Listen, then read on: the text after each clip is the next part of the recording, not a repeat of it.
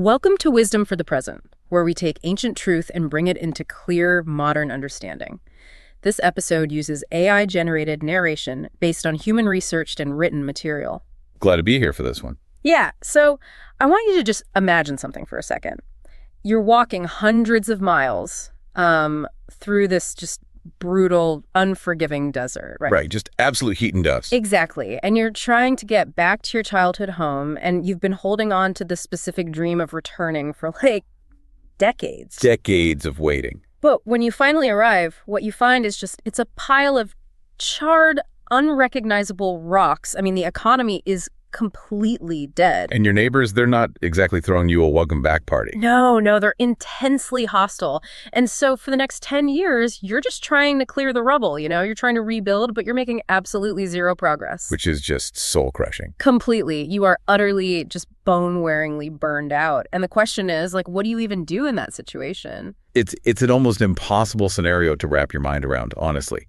But that is the exact psychological and, frankly, the physical reality that we are stepping into today. Right. Because we are looking at this specific group of refugees in 520 BC, a really demoralized Jewish community that has just returned to Jerusalem. After 70 years of forced captivity in Babylon, right? Exactly. 70 long years. Okay, let's unpack this because usually when we talk about rebuilding, and whether we're talking about a ruined ancient city or a bankrupt business or even just a shattered personal life, we instinctively focus on the external stuff. Oh, 100%. We want the architectural blueprints. We want the blueprints. We want funding. We want project timelines.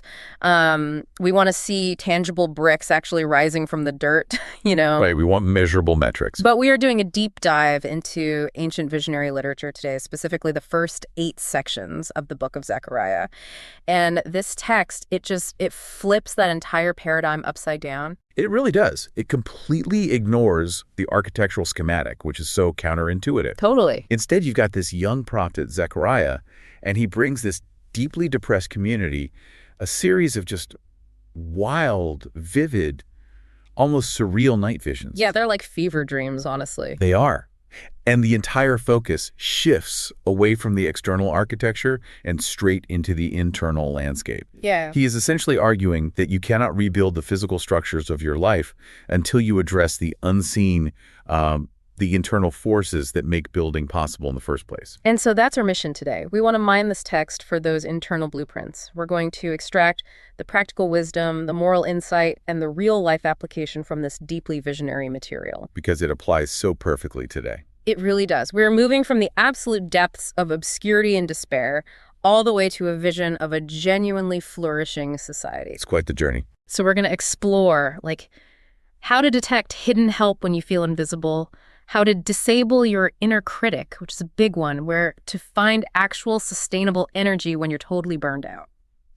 And finally, how to create a life that magnetically attracts other people. Which makes this incredibly relevant for, anyone listening right now. Because the core tension here, how do you keep going when your resources are totally depleted and your spirit is just crushed? That's a universal human challenge. Right. And Zechariah addresses it immediately by tackling the profound sense of isolation that the people were feeling right out of the gate. Yeah, that intense feeling of obscurity. Because the very first vision Zechariah has, it happens at night. He sees a man riding a red horse. Right. And this figure is standing among a grove of myrtle trees. But the detail that completely reframes the whole scene is the topography, where they are. The location is everything here. These myrtle trees are down in a deep, shady ravine. It's a bottomland. Right. And what's fascinating here is what the myrtle tree actually represents in this context. Okay, break that down for us. Well, it's not a towering, majestic cedar of Lebanon, right? It's not this grand, impressive thing. It's a humble, very ordinary shrub, and it's planted in a dark valley. So it's completely hidden. Exactly. The commentator Matthew Henry points out that this myrtle grove represents the low, solitary, and frankly melancholy condition of the people. Wow. If you were looking at the geopolitical landscape of the ancient Near East at that time, you wouldn't even notice this returning community. They are completely overtopped by their powerful neighbors. They're just buried in the shadows. That translates so perfectly to the modern reality of feeling completely overlooked. Oh, absolutely. Think about that feeling when you're just grinding away in the dark, You're putting in the work trying to rebuild your life after a messy divorce. Or you're pouring 80-hour weeks into a startup in your messy garage. Yes, or you're just trying to heal from deep trauma, and it feels like you are stuck in a literal dark ravine. Nobody sees your effort. You feel entirely isolated and just insignificant. Right. But the crucial part of the vision is that the rider, this figure of divine presence, is standing right there among the myrtle trees. Exactly. And the implication of that is staggering. The divine presence hasn't abandoned them just because they're in the dark or, because they lack prestige. Right. The rider is right there in the shadows with them.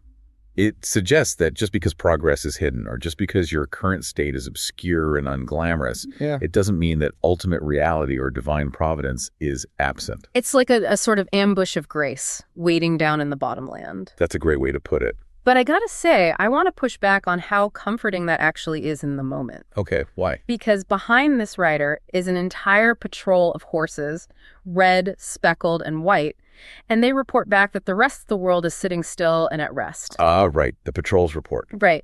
And if I'm one of these exhausted refugees, that report is infuriating. The nations that oppressed me, the people who destroyed my home, they're just chilling out, totally secure, while I am struggling to survive in a dark ditch. Yeah, it feels totally unfair. It's the ancient equivalent of going through the worst depressive episode of your life, opening your phone, going on social media, and seeing everyone who ever wronged you vacationing in the Maldives. It is the ultimate comparative despair. You're just looking around like, why do they get to be fine? And the text actually validates that frustration. It does. Yeah. The angel in the vision cries out, asking how long this indignation will last. Like, how long are you going to let this happen? And the response from God is described as good words and comfortable words. God declares a fierce jealousy for his people and deep anger toward those nations that are just at ease. He essentially says, look, their comfort is temporary, but you're rebuilding. What you're doing here is permanent. Which leads right into the next profound psychological insight, I think. Because the vision shifts and Zechariah sees 4 horns. Right, the horns. And in ancient literature, horns are the universal symbol of power, right? Like the destructive tossing power of a wild bull. So these horns represent the specific powers that traumatized and scattered these people. Yes, the horns are the destructive forces. They are the objective causes of the community's ruin.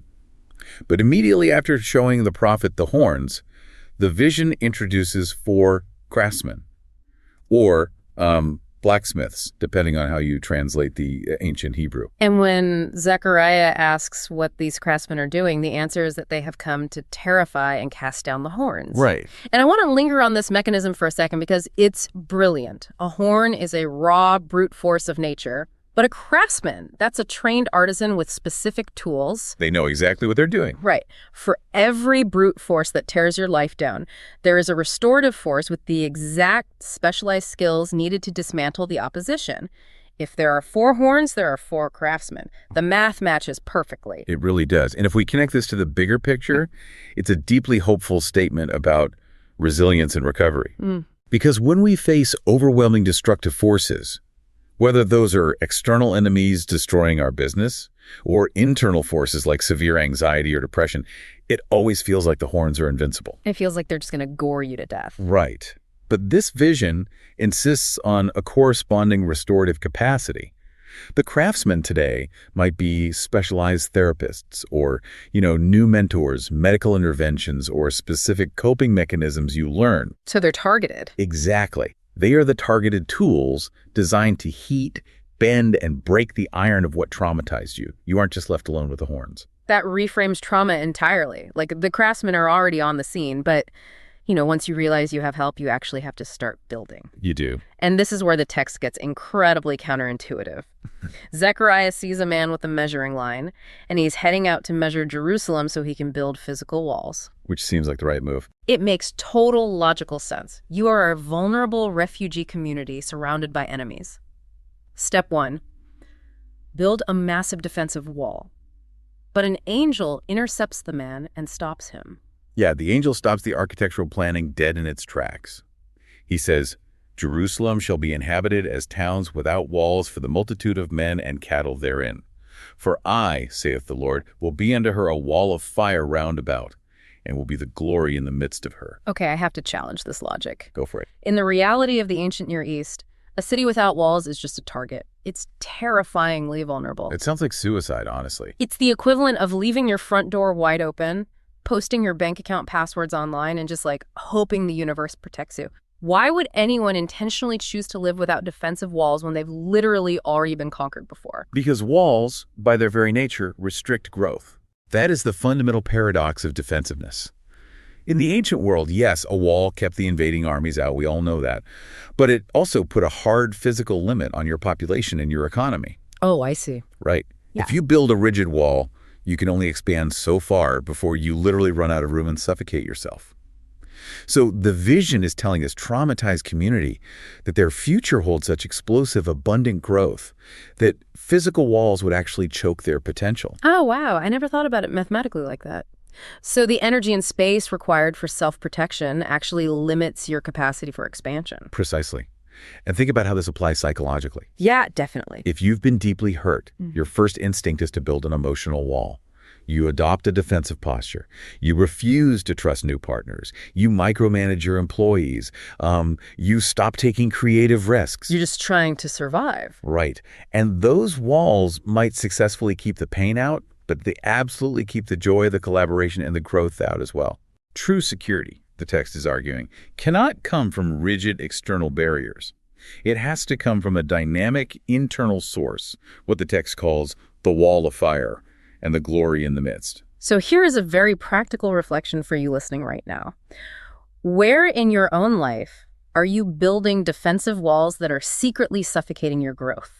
That's a great question to ask yourself. Are you so terrified of failing a second time or, being betrayed again that you've walled yourself into a tiny, safe, but ultimately stagnant existence?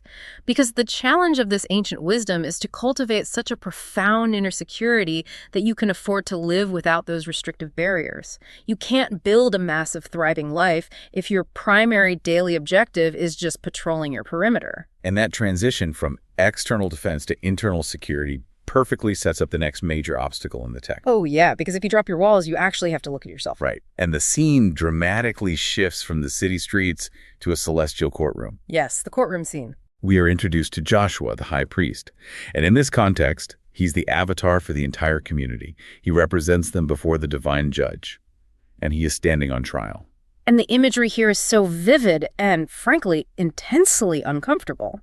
Joshua is standing before the angel of the Lord, and right next to him at his right hand is Satan, which translates to the adversary or the accuser, and he's just ready to prosecute him. Is there to point out every flaw.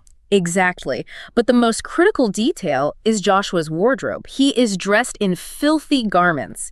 And the commentary emphasizes that this isn't just like a little mud from the road. Lamo. This is deep, foul pollution. It represents the objective moral failures, the actual guilt, and the historical mistakes of the people. And Matthew Henry's analysis here is brilliant. He notes that the garments represent not just the objective failure, but the subjective, crushing weight of that failure. Because it's incredibly difficult to look at our own shortcomings.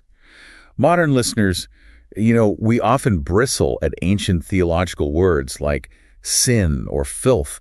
But if we translate that to the psychological reality of deep, paralyzing guilt or the suffocating weight of imposter syndrome, it becomes universally recognizable. Completely recognizable. It really does. Because imagine you're finally trying to step up, right?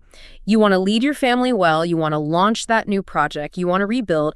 But you look at your own track record and your brain says, I am a total fraud. I've ruined relationships. I've made terrible financial choices. I am covered in the dirt of my past. We all have that voice. And the adversary, whether you interpret that as a literal spiritual prosecuting attorney or maybe the toxic people in your social circle, or even just the voice of your own relentless inner critic, is standing right there nodding along, saying, you're exactly right. You are filthy. You have no business trying to lead anyone. And we cannot gloss over the positioning of this accuser. The text specifically says the adversary stands at Joshua's right hand. Right. Why is that specific detail so important? Because in ancient Near Eastern culture, the right hand is the hand of action. It is the hand you wield a sword with, the hand you build with, the hand you bless with. By positioning himself at the right hand, the accuser is strategically paralyzing Joshua's ability to act. Oh, wow. That's terrifying. It's a profound psychological insight into how shame works neurologically. Shame doesn't just make you feel bad emotionally. It physically shuts down the action centers of your brain. You just freeze. Exactly. If your inner critic attaches itself to your capacity for action, you will freeze. You won't lift a single stone to rebuild because you're so consumed by your own unworthiness. So here's where it gets really interesting. How does the divine judge handle this? Because he doesn't do what our modern self-esteem culture does. No, he really doesn't. He doesn't look at Joshua and say, "What are you talking about? Your clothes are perfectly fine. You're perfect just the way you are." He doesn't deny the objective reality of the mess.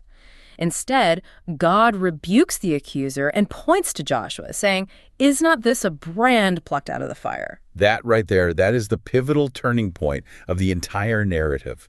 A brand plucked from the fire is a piece of wood that has been pulled out of the flames at the last possible second. Right. It is charred, it is smoking, it is structurally damaged. Of course it's messy, it barely survived.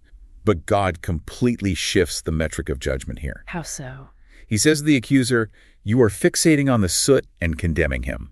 I am fixating on the fact that he survived the flames, and I still have a purpose for him." The focus moves entirely from the ruin to the rescue. That gives me chills, honestly. The focus is on the rescue, not the ruin. So if you're listening to this deep dive right now and you feel entirely paralyzed by your past, if that inner critic is just screaming at your right hand, telling you that your failure is disqualified to you, you have to understand that you cannot perform your future purpose if you are anchored to your past mistakes. And the text doesn't just leave Joshua standing there smelling like smoke either. It offers a concrete, transformative solution. The wardrobe change? Yes. Yep. God orders the attending angels to physically strip away the filthy garments. He says, "Behold, I have caused thine iniquity to pass from thee, and I will clothe thee with change of raiment." It is a total fundamental identity shift. And notice, the guilt is removed not by Joshua's own striving. I mean, he couldn't clean his own clothes, he was paralyzed, but by an act of divine grace. So, practically speaking, how do we apply this today? When the accuser paralyzes you, you have to practice a cognitive reframe. You remind yourself that you are a survivor. You are a brand plucked from the fire. And then you have to practice accepting a change of clothes. You have to consciously choose to step into a new identity that isn't defined by your worst moments. You take off the imposter syndrome and you put on the reality of grace. Which culminates in a fascinating promise. The courtroom scene ends with a messianic prophecy. But the practical, lived result of this cleansing is communal peace. Oh, right. The vine and the fig tree. Exactly. The text says that as a result of this restored identity, shall ye call every man his neighbor under the vine and under the fig tree. Which is the ultimate image of ancient tranquility. It is. But think about the causality there. When you're no longer consumed by your own guilt, when you are no longer projecting your own shame onto everyone around you, you're finally secure enough to build genuine community. You can invite people into your space under your vine and fig tree without the constant fear of being exposed as a fraud. So if we trace the logical through line here, we've acknowledged the hidden nature of the work. We've dismantled the defensive external walls to allow for growth. We've stripped off the paralyzing garments of internal guilt. Right. We are clean, we are secure, and we are finally ready to work. But that introduces an entirely new massive problem. Exhaustion. Yeah. Rebuilding takes energy, a lot of it. And if this community is as burned out as we established earlier, where on earth does the fuel actually come from? This is the exact question the next vision addresses, and it is arguably the most famous imagery in the entire book. The prophet Zechariah is literally woken up by an angel, almost as if the sheer psychological weight of the previous visions had just knocked him unconscious. I mean, I'd be exhausted too. And he's presented with this massive, solid gold lampstand. I want to make sure we picture the mechanics of this correctly, because it's essentially an intricate, divine piece of plumbing. You have this golden lampstand with a bowl on top. From the bowl, 7 pipes flow down to 7 lamps. Oh. But flanking this entire apparatus are 2 living, growing olive trees. And these trees have branches that are somehow directly emptying golden oil out of themselves, straight through the pipes and into the central bowl, which then continuously feeds the lamps. It is a closed-loop system of perpetual fuel. And Zechariah is completely baffled by this engineering, so he asks the angel for an explanation. And the angel delivers an insight that is echoed through millennia of philosophy and theology. This is the word of the Lord unto Zerubbabel, saying, "Not by might, nor by power, but by my spirit, saith the Lord of hosts." We need to pause and look at who Zerubbabel is, because while Joshua was the high priest dealing with the spiritual guilt, Zerubbabel is the civil governor. He's the guy with the hard hat. He's the guy with the hard hat and the clipboard. He is the project manager actually in charge of moving the rocks, sourcing the timber, and building the physical structure. Yeah. And he is completely out of gas. And who wouldn't be? The angel's message directly targets the root of Zerubbabel's exhaustion. The words used for might and power in the ancient Hebrew generally referred to collective human strength, military force, or just sheer human exertion. Right. God is telling this burned-out governor, look, you are trying to manually press the olives, carry the oil in buckets, and fill this lampstand through your own brute strength. That is exactly why your lamp is flickering. It is the absolute antithesis of modern hustle culture. We are indoctrinated with the idea that if you want to build something meaningful, you have to grind. Oh, constantly. Rise and grind. You force outcomes through brute strength, sleepless nights, and sheer willpower. You run on the hamster wheel of human effort. And what happens? We burn out. The vision of the olive trees proposes something radically different. What if the lampstand was plugged directly into a geothermal vent? That's a great image. The olive trees represent a continuous, organic, entirely effortless flow of energy. It's life naturally giving life. And this raises a really important question about how we operate as human beings. If we look comparatively across human wisdom, this Jewish visionary concept closely mirrors the Eastern Taoist philosophy of Wu Wei. I'm so glad you brought that up. Explain how Wu Wei connects to this ancient plumbing system. Wu Wei translates roughly to effortless action or non-doing. Now, it does not mean sitting on the couch and doing absolutely nothing. Right, you're not just ignoring the work. Exactly. It means aligning yourself so perfectly with the natural flow of reality, or in Zechariah's context, the Spirit of God, that your actions require no forced, anxious striving. In modern neuroscience and psychology, we study this as the state of flow. Oh, like when an athlete is just in the zone. Yes. When an athlete or an artist is in a flow state, they're achieving peak performance. But subjectively, it feels completely effortless. They have tapped into a source greater than their own anxious ego. So if you're listening to this and you are exhausted right now because you're trying to force a result in your career or you're trying to white-knuckle your way through a family crisis, the wisdom here is jarring. Stop relying on your own might and power. You are going to burn out the motor. You're just carrying buckets of oil manually. You need to connect to the olive trees. You need to find practices, whether that is deep prayer, meditation, Sabbath rest, or genuine community that allow a deeper source of fuel to flow through you organically. And once you rely on that organic flow, it completely changes how you view the obstacles in front of you.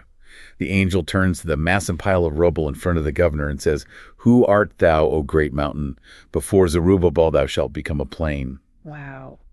The insurmountable problem will be leveled, not by dynamite and stress, but by the quiet, relentless flow of divine grace.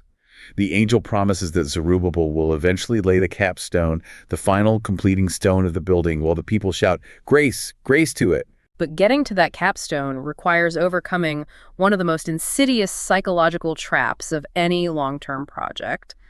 The text asks a piercing question.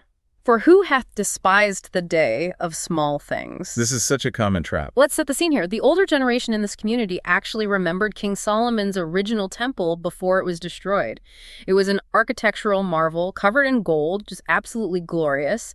Now they're standing in the dirt watching Zerubbabel lay the foundation for this new temple, and it looks pathetic. It really does in comparison. It's smaller, it's cheaper, it lacks the grandeur of the past, and they are literally weeping out of disappointment. They despise it. It is the devastating trap of comparative success. They are comparing their current, messy, incremental progress to an idealized, untouchable past. And by doing so, they're entirely robbing themselves of the joy of the present moment. It's the exact same psychology as launching a startup today. You're sitting in your freezing garage, surrounded by empty coffee cups, trying to code your MVP, and you make the mistake of looking at the sleek billion-dollar Apple headquarters in Cupertino. And suddenly you feel like an absolute failure. Yes. You despise the day of your own small beginnings because it doesn't look like the finished masterpiece of someone else's story. But the vision offers a profound antidote to this comparative despair. It says, "They shall rejoice and shall see the plummet in the hand of Zerubbabel."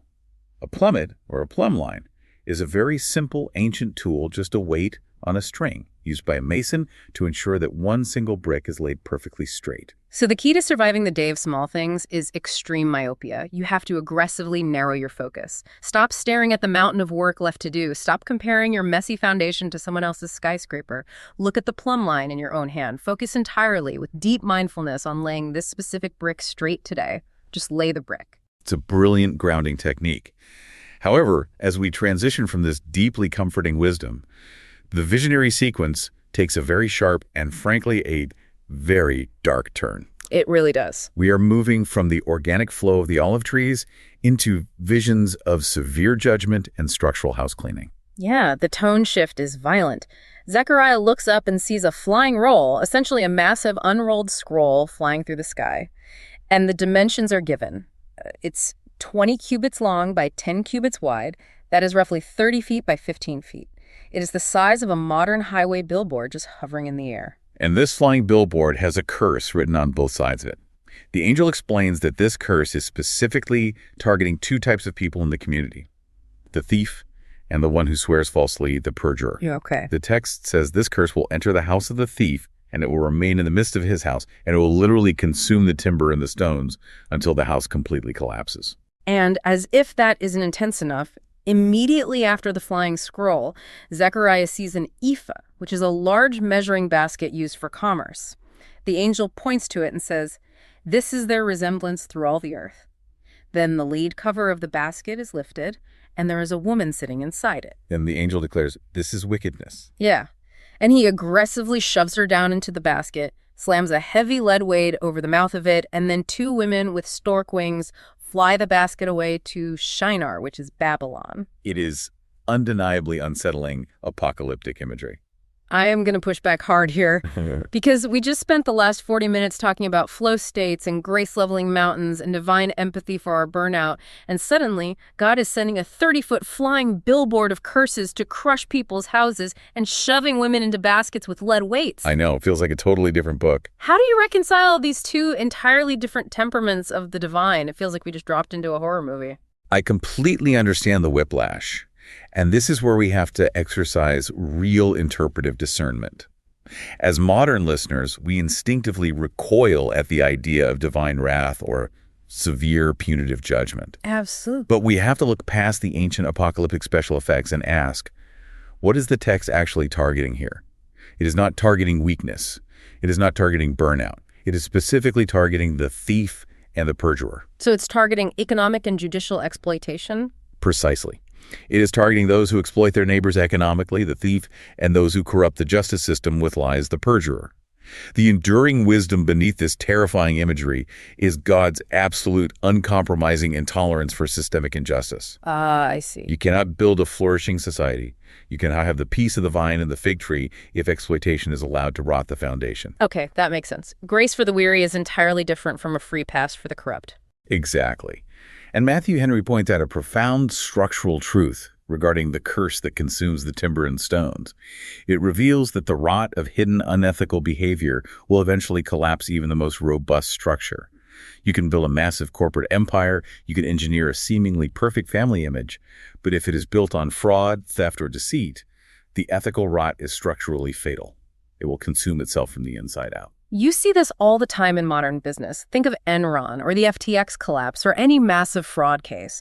From the outside, they look like impenetrable fortresses of wealth. But they were entirely hollow. Right.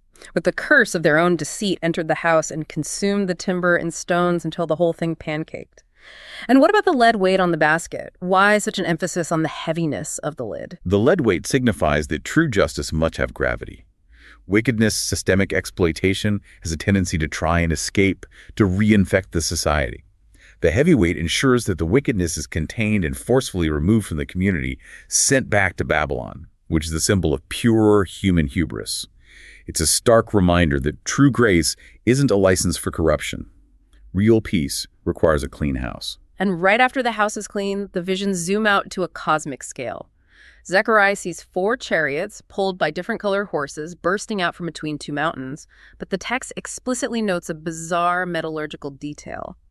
These are mountains of brass, or bronze. The chariots represent the providential forces of God patrolling the earth, managing the affairs of nations. But you're right, the origin point is the key to the wisdom here. Yeah. In ancient thought, brass or bronze represented that which is utterly immovable, impenetrable, and permanent. The mountains of brass represent the immovable decrees and providence of the divine. Why is that important for the listener today? Because when we navigate the modern world, when you turn on the news and you are bombarded with war, economic instability, political chaos, AI disruption, basically the different colored horses of history running violently in every direction, it is incredibly destabilizing. It induces chronic panic. It does. It feels like everything is out of control. And the psychological wisdom here is about where you anchor your mind. Finding peace in the midst of global or personal chaos requires anchoring yourself to the mountains of brass. So it's about what you choose to focus on. Exactly. Yeah. It is a call to a profound sort of spiritual stoicism. It means looking at the chaotic movements of the chariots and accepting what is fundamentally out of your control while trusting that the origin of all of this movement is anchored in a higher, immovable providence. Acknowledge the chaos, but rest your mind against the unchangeable mountains. So let's trace the full arc of the internal blueprints we've uncovered so far. To rebuild effectively, we have to recognize the hidden grace in our obscurity. We have to drop our suffocating defensive walls. We have to strip off the paralyzing garments of guilt and accept a new identity. We must unplug from brute force hustle and rely on the organic flow of the spirit.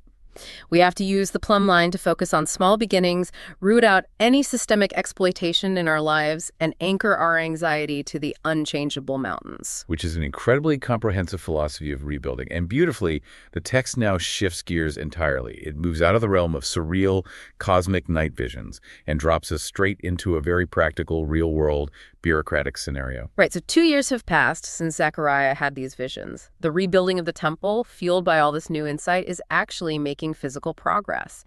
And a delegation of men arrives from the town of Bethel. We've got a question. They have a very specific case of conscience to present to the priests and the prophets.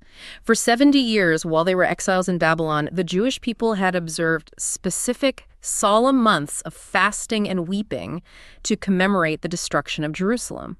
It was a core part of their cultural identity. It was how they remembered who they were. But now that they're back and the temple is finally going up, they ask, should we keep weeping and fasting in the 5th month, separating ourselves as we have done these so many years? It's an entirely logical, pragmatic question.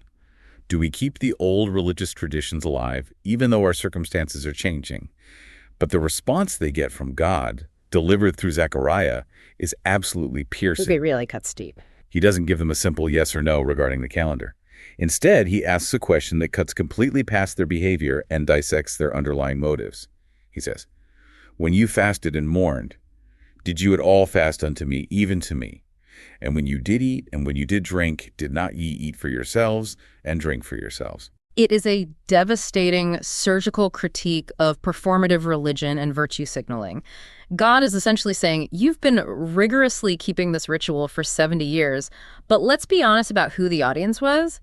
Were you doing it to actually align your heart with ultimate truth, or were you just throwing a collective, self-righteous pity party? Right. Look how sad we are. Look how holy we are. When you fasted, you did it to look holy, and when the fast was over and you ate, you did it to satisfy your own appetites. I was never part of the equation. It exposes the hollow core of performing rituals just to maintain a certain identity. And this translates so painfully well to our modern realities.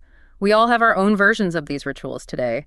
Maybe it's posting a black square or a specific hashtag on social media to prove we care about a social cause. Oh, virtue signaling is everywhere. Maybe it's attending a certain elite networking event or rigidly following a morning wellness routine or showing up at a religious service. The piercing question from Zechariah is, are we doing these things for the applause? Are we doing them out of dead habit? Are we doing them just to protect our personal brand, or are we doing them for genuine transformation and connection? Zechariah points out to the delegation that the former prophets had said the exact same thing to their ancestors when Jerusalem was wealthy and prosperous before the exile. The external ritual is entirely meaningless if the internal reality of your life is corrupt. And then God lays out what actually matters. He gives them the true metric of righteousness. Right. He pivots from their question about skipping a meal, and he drops this incredibly demanding ethical standard. He says, execute true judgment and show mercy and compassion every man to his brother. And oppress not the widow, nor the fatherless, the stranger, nor the poor, and let none of you imagine evil against his brother in your heart. Notice the radical shift in categories here. They asked a question about a ceremonial religious observance. God answers with a mandate for deep social ethics and internal cognitive purity. It's a totally different playing field. The massive obstacle to human growth here is that it is infinitely easier to perform a religious or social ritual than it is to actually treat people with justice and compassion. It is far easier to skip a meal in the 5th month than it is to structurally stop exploiting the vulnerable in your community. It is easier to attend a conference on empathy than it is to actually show mercy to someone who has wronged you. And that last phrase hits the hardest of all. Let none of you imagine evil against his brother in your heart. We can usually control our outward actions. We can smile, we can be polite, we can write the charitable check. But controlling the malicious, resentful, cynical thoughts in the privacy of our own minds. That's the real battleground. That requires a fundamental rewiring of the human soul. And Zechariah explains that because their ancestors refused to do this hard internal work, a devastating neurological hardening took place. He says they made their hearts as an adamant stone, like flint. That imagery of the flint heart is terrifying. A flint stone is completely impervious. You can strike it, but it won't absorb anything. It just throws off sparks. It just deflects everything. Right. Zechariah is warning them that when you consistently prioritize performative rituals over actual empathy, and when you allow malicious thoughts to incubate in your mind, your empathy centers calcify. You become structurally hardened to ethical demands.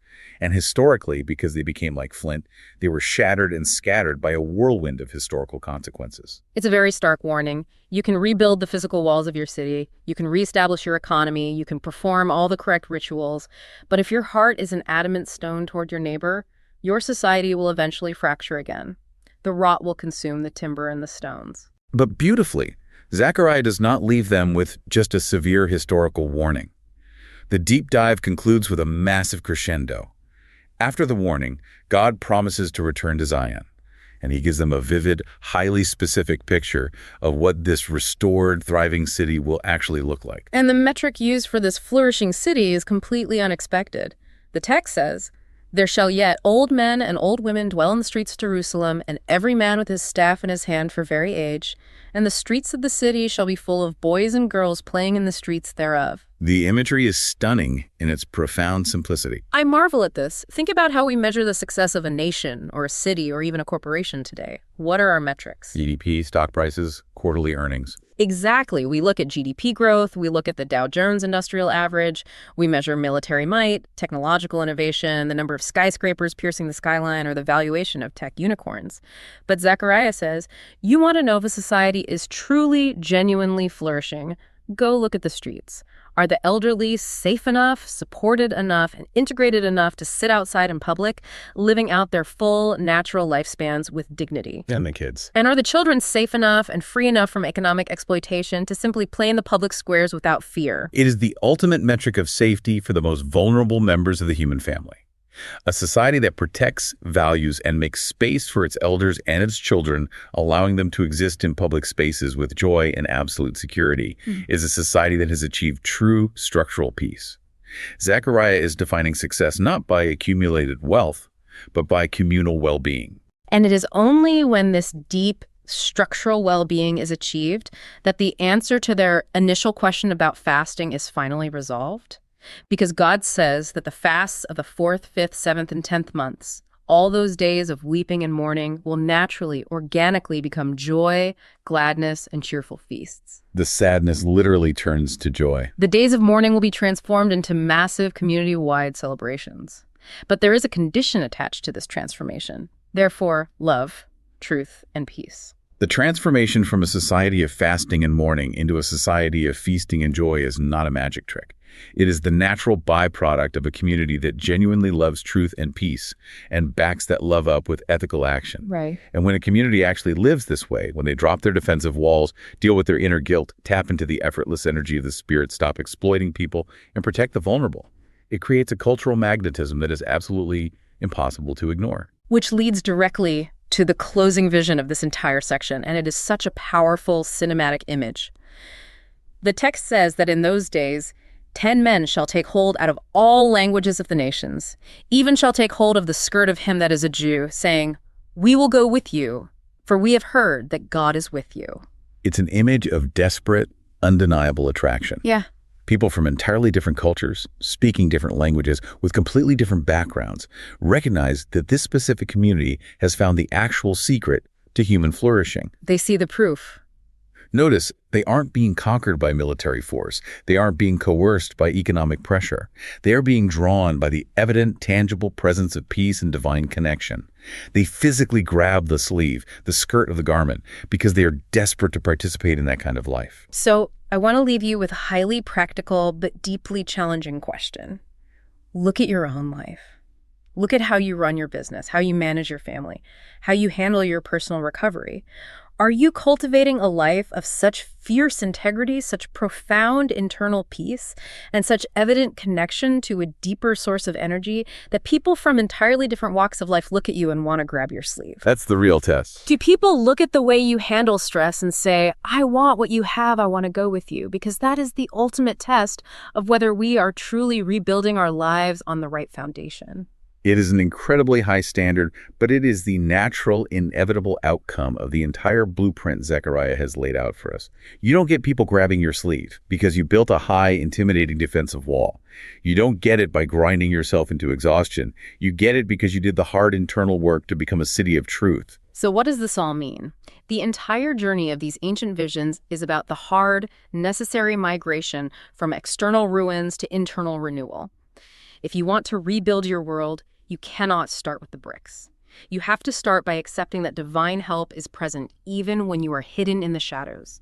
You have to trade your defensive walls for an internal fire. You have to take off the filthy garments of your past guilt and step into the reality of grace. You have to stop trying to hustle your way to success and learn to tap into the limitless organic flow of the Spirit. You have to stop despising your small beginnings. You have to drop the empty performative rituals and execute radical, tangible compassion for the vulnerable. And if you do that, you won't just rebuild a structure. You will become a person of such deep, resonant peace that others are instinctively drawn to your light. That's the heart of this section. This is Wisdom for the Present, where understanding leads to clarity, and clarity shapes how we see and live. We'll see you in the next episode.